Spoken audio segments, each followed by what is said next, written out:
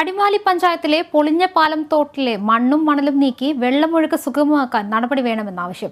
വീടുകളിൽ വെള്ളം കയറുന്ന സ്ഥിതി ഒഴിവാക്കണമെന്നാവശ്യപ്പെട്ടാണ് നാട്ടുകാർ രംഗത്തെത്തിയിരിക്കുന്നത്. 2018 പ്രളയത്തിൽ അടിമാലി പൊളിഞ്ഞ പാലത്തിന് സമീപം കോളേജ് കുന്നിടിഞ്ഞ് തോട്ടിലെ വെള്ളമൊഴുക്ക് തടസ്സപ്പെട്ടിരുന്നു.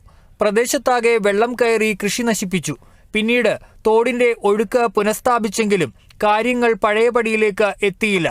വേനൽ മഴ പെയ്ത സാഹചര്യത്തിൽ പോലും തോട് കരകവിഞ്ഞ് വീടുകളിൽ വെള്ളം കയറുന്നത് പ്രദേശവാസികളെ വലയ്ക്കുകയാണ്. പലയിടത്തും മണ്ണും മണലും അടിഞ്ഞുകിടക്കുന്ന സ്ഥിതിയാണ്. തോടിന്റെ വീതിയും ആഴവും കൂട്ടി ഒഴുക്ക് സുഗമമാക്കണമെന്ന ആവശ്യമാണ് ഉയരുന്നത്.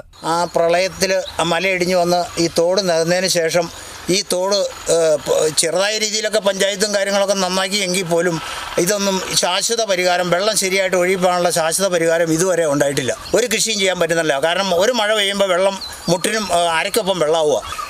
ഇതിനൊരു ശാശ്വത പരിഹാരം പഞ്ചായത്തിൽ നിന്നോ സർക്കാർ തലത്തിൽ നിന്നോ ജില്ലാ കളക്ടർ മുഖേനയോ എന്തെങ്കിലും ഇത് നടത്തി തന്നെ. നിലവിലെ സ്ഥിതി തുടർന്നാൽ മഴക്കാലം എത്തുന്നതോടെ പ്രദേശത്ത് വെള്ളക്കെട്ട് രൂക്ഷമാകും. കുമ്പൻപാറ മുതലുള്ള വെള്ളം ഒഴുകിപ്പോകുന്നതും ദേവിയാർ പുഴയുടെ ഈ കൈവഴിയിലൂടെയാണ്. വെള്ളക്കെട്ട് ഭീഷണിയായതോടെ പ്രദേശത്ത് കൃഷിയിടങ്ങൾ പലതും ചതുപ്പായി മാറി. വിഷയത്തിൽ ശാശ്വത പരിഹാരമാണ് പ്രദേശവാസികൾ മുന്നോട്ട് വയ്ക്കുന്ന ആവശ്യം. Kerala vision news, Idukki.